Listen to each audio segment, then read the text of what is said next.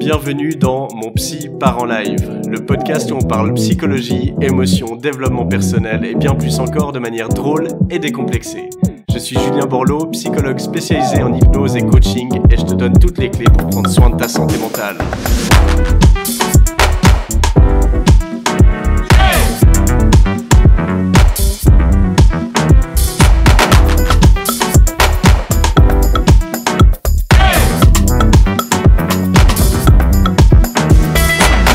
Bonjour et bienvenue à toutes et à tous dans ce nouvel épisode de mon podcast Mon Psy part en live. Je m'appelle Julien Borloo, psychologue indépendant à Lausanne et aujourd'hui j'aimerais discuter avec vous de comment réussir à prioriser dans notre vie lorsqu'on se sent débordé. Mais avant cela, j'aimerais vous remercier du fond du cœur parce que vous êtes de plus en plus nombreux et nombreuses à m'écouter et ce, dans toute la francophonie. Il y a des gens en Belgique, en France, en Suisse et dans encore d'autres pays. J'ai pas fait toute la liste sur Apple Podcast, mais merci beaucoup pour vos écoutes. Merci aussi à toutes les personnes qui prennent le temps de mettre une évaluation sur Apple Podcast ou sur Spotify. Sur Apple Podcast, on peut mettre des commentaires, donc ça c'est vraiment top. Sur Spotify, on peut mettre que une note. Mais en tout cas, merci de prendre ce temps parce que c'est quelques secondes à la fin du podcast pour évaluer. Mais moi, ça m'aide énormément à faire grimper mon podcast dans les listes de recommandations et ça m'aide donc à le partager à de plus en plus de monde et c'est hyper précieux. Donc, merci beaucoup pour cela. Le thème d'aujourd'hui, il m'a été inspiré par ma vie vraiment personnelle en ce moment parce que ces 2 dernières semaines, j'avais l'impression d'être débordé.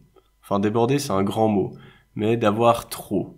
C'est-à-dire que j'allais bien, j'étais assez content dans mon quotidien, mais par contre, je ressentais quand même pas mal de stress, puis j'avais l'impression que mes journées de boulot, c'était vraiment la course.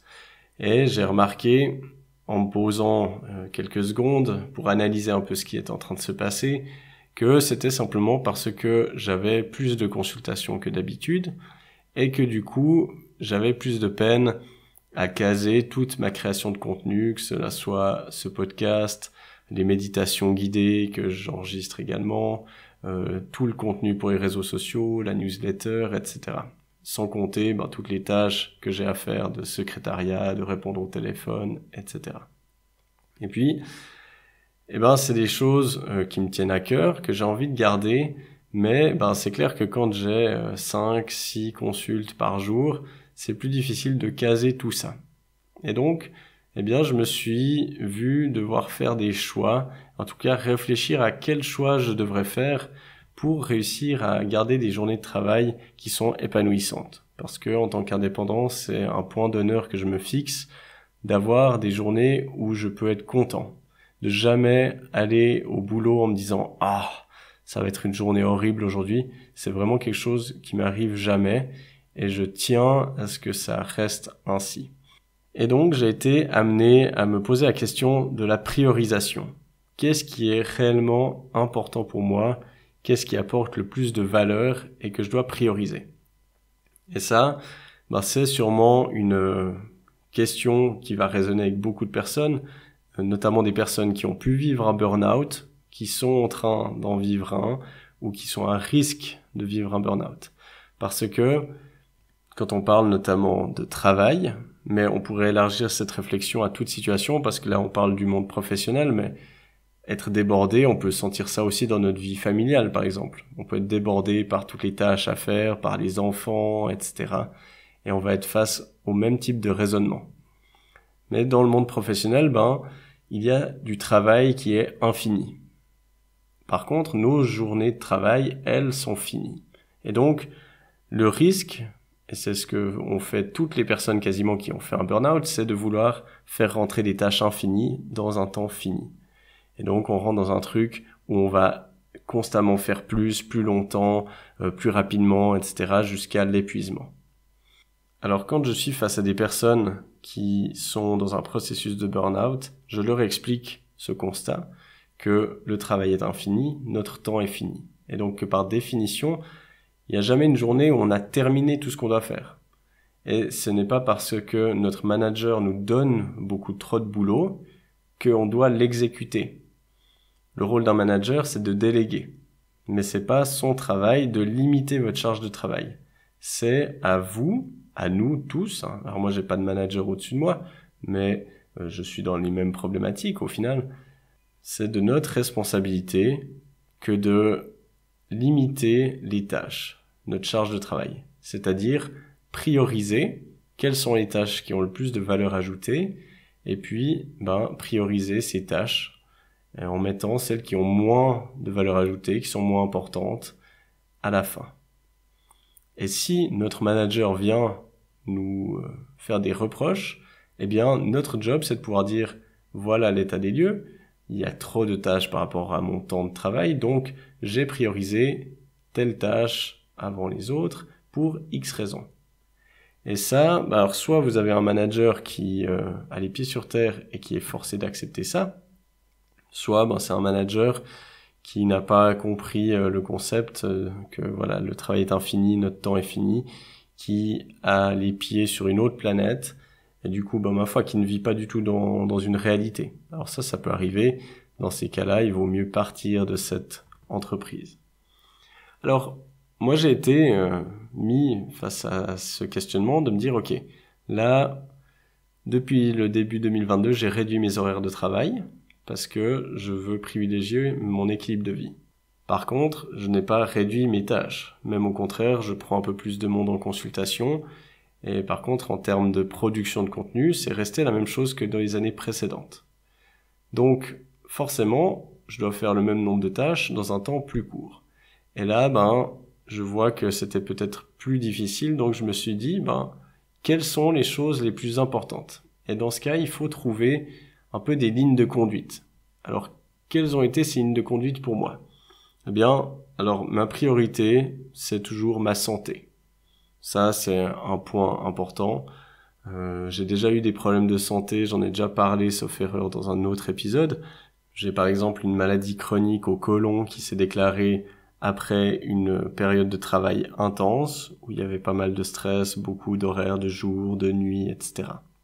Donc voilà, ça arrive souvent quand on est jeune, qu'on se pense immortel, eh bien, on a comme ça des petits rappels de la vie qui nous font dire, non, tu n'es pas immortel et il faut prendre soin de ta santé. Alors moi, j'ai bien compris ça et c'est vrai que depuis que j'ai eu cette maladie, c'est quelque chose que je mets vraiment en priorité et de plus en plus. Là, justement, si j'ai réduit mes horaires, c'était pour aussi pouvoir augmenter mon activité physique. Donc je m'entraîne tous les matins, souvent aussi le soir.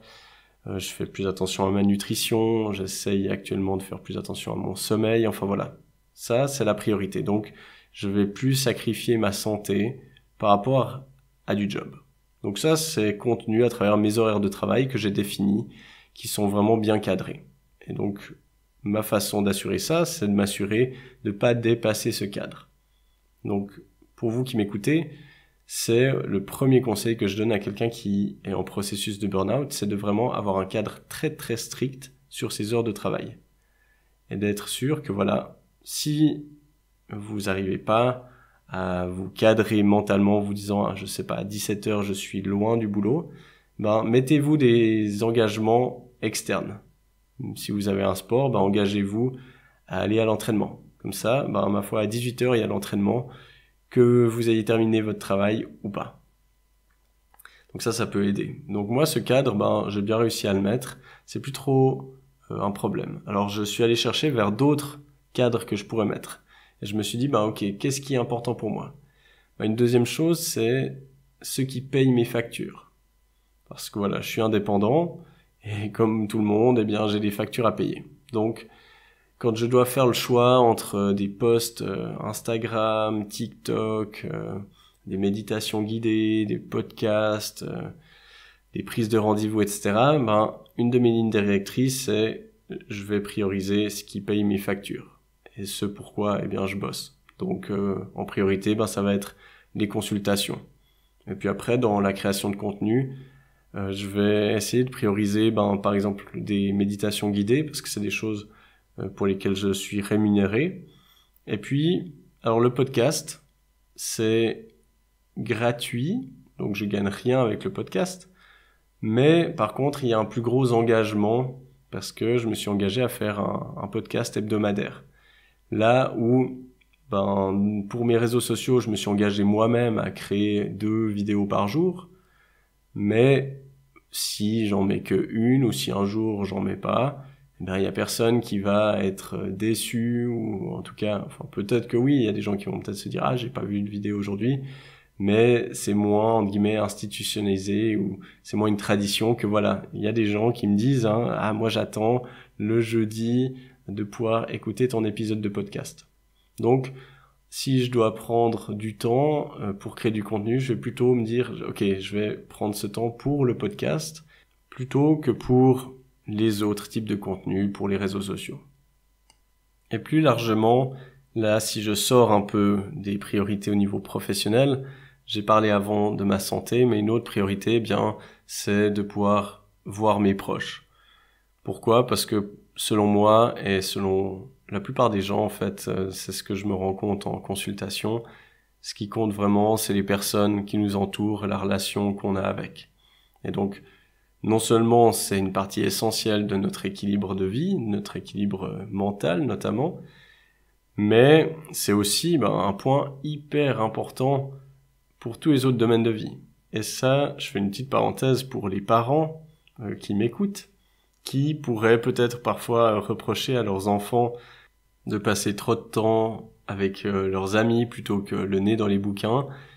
Eh bien, je trouve que c'est très dommage de ne valoriser que les études, parce que souvent on a tendance à se dire que, surtout à l'adolescence, que le temps qui passe avec les amis, voilà, c'est bien joli, mais c'est pas très important. Alors que quand on regarde en fait notre cercle social et la qualité de nos relations et la grandeur de notre cercle social, eh bien, c'est ça qui va être un facteur déterminant dans la réussite, entre guillemets, de notre vie.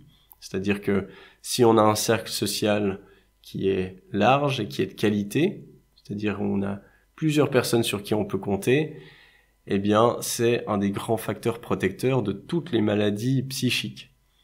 Donc, déjà, en soignant ce côté-là, eh bien, on peut vraiment s'éviter plein de problématiques psychiques. Et puis, au final, si on regarde, pour le milieu professionnel, oui, les compétences, ça compte, mais le réseau, ça compte énormément aussi. Parce que c'est souvent grâce à notre réseau que l'on va trouver un job.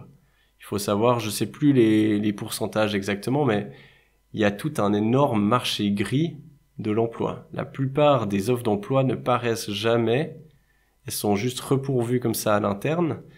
Et même dans celles qui paraissent, eh bien, il y en a un grand pourcentage qui paraissent juste pour la forme parce que les entreprises sont obligées de le faire, mais qui sont en fait déjà repourvues.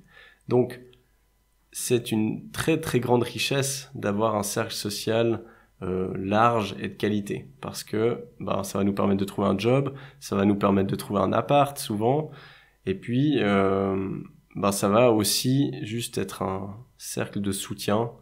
Si une fois on se retrouve à la rue, eh bien si on a des gens chez qui on peut aller dormir, ça va nous sauver la peau. Donc pour tout dans la vie, le fait d'avoir un grand cercle social, ça va être extrêmement utile. Donc voilà, ça c'était une petite parenthèse pour vous dire que voilà, une de mes priorités c'est aussi mes proches, et donc c'est aussi un cadre que je me mets de vraiment arriver à voir mes proches, amis et famille, ainsi que ma compagne, toutes les semaines. Et vraiment, si je n'arrive pas une semaine, c'est vraiment un signal d'alarme. Ça, c'est un exercice que je fais souvent en consultation, et dont j'ai déjà parlé dans un précédent épisode, je sais plus lequel. C'est l'exercice de la pierre tombale. Et je demande aux gens, voilà, quand ils ont de la peine à dire qu'est-ce qui est important pour eux, quand ils se tracassent pour des choses qui en fait n'en valent pas la peine, eh bien je les fais s'imaginer à leur propre enterrement. Donc souvent je dessine la pierre tombale avec leur nom dessus, puis je leur dis voilà, vous êtes morts, mais vous pouvez entendre ce qui se dit à votre enterrement. Et maintenant dites-moi ce que vous aimeriez entendre de la part de vos proches. Qu'est-ce que vous aimeriez qu'ils disent de vous, comment vous aimeriez que vos proches se souviennent de vous. Et ce qu'on remarque à 100% des cas, ou presque, eh bien c'est pas des notions de performance. On me dit jamais, j'ai envie qu'on se rappelle de moi comme quelqu'un qui a eu énormément de succès au boulot, qui a toujours tout fait juste, qui n'a jamais rien échoué. Non, pas du tout. Ce qui ressort la plupart du temps, c'est j'ai envie qu'on se rappelle de moi comme quelqu'un de gentil, de bienveillant, qui était toujours là pour aider, sur qui on peut compter, etc. Et ça montre à quel point parfois on peut faire fausse route quand on met de côté nos proches, nos relations sociales pour un but parfois assez futile, pour un job ou pour n'importe quoi d'autre qui en vaut peut-être pas forcément la peine. Donc ça, c'est un exercice que je vous incite à faire pour remettre entre guillemets l'église au milieu du village et puis voir où sont vos priorités. Donc un peu comme mot de la fin, j'aimerais vous inciter à réfléchir, si vous vous sentez débordé en ce moment, à vraiment réfléchir qu'est-ce qui est important pour vous et puis à mettre un cadre là-dessus, d'avoir des lignes directrices pour vous permettre de prendre vos décisions, de savoir quelle tâche, quelle personne, quel domaine de votre vie vous devez prioriser dans ces moments-là, parce que vous ne pouvez pas forcément réussir à tout faire, et donc dans ces moments-là, ce qui compte, c'est vraiment prioriser. Et puis, ma foi, le reste se fera quand vous aurez le temps, ou des fois, vous verrez que, en fait, c'est pas nécessaire de le faire. Et comme je le disais, c'est valable au niveau professionnel, mais par exemple, pour des personnes qui auraient des enfants, qui aimeraient faire tout juste avec eux, vraiment, qui se mettent des pressions, des attentes très hautes, et voilà, demandez-vous qu'est-ce qui est vraiment important avec mes enfants. Peut-être que, en effet, vous avez une activité professionnelle qui vous prend beaucoup, mais ce qui aura vraiment de la valeur, c'est que en rentrant du travail, vous preniez 30 minutes, 1 heure pour vraiment jouer avec vos enfants, ou s'ils sont plus âgés, de prendre vraiment du temps pour vous intéresser à eux, pour discuter, leur poser des questions, les écouter. Et puis peut-être que le ménage, ça peut attendre. Peut-être que s'il y a un peu de poussière par terre, ils vont s'en remettre. Par contre, de vous tuer à la tâche pour que votre appart soit nickel, mais alors que vous prenez ce temps-là sur des moments de partage, et puis que du coup, vous n'avez pas le temps d'écouter vos proches, vos enfants, etc., ça vaudra peut-être pas la peine. Donc soyez clairs avec ce qui est vraiment important pour vous, et concentrez-vous là-dessus. Et voilà, on arrive à la fin de cet épisode. Je tenais à vous remercier du fond du cœur de m'avoir écouté jusqu'au bout. Si vous voulez soutenir ce podcast, n'hésitez pas à le partager à vos amis, à commenter et à mettre une évaluation sur l'application de podcast que vous utilisez. Ça m'aide vraiment énormément, donc merci d'avance pour cela. Je vous mets dans les notes du podcast toutes les infos nécessaires pour mon site internet, pour mes formations en ligne et pour toutes les références que je pourrais vous transmettre par rapport à l'épisode. Encore une fois, merci d'avoir écouté mon Psy part en live. C'était Julien Borloo. À la semaine prochaine.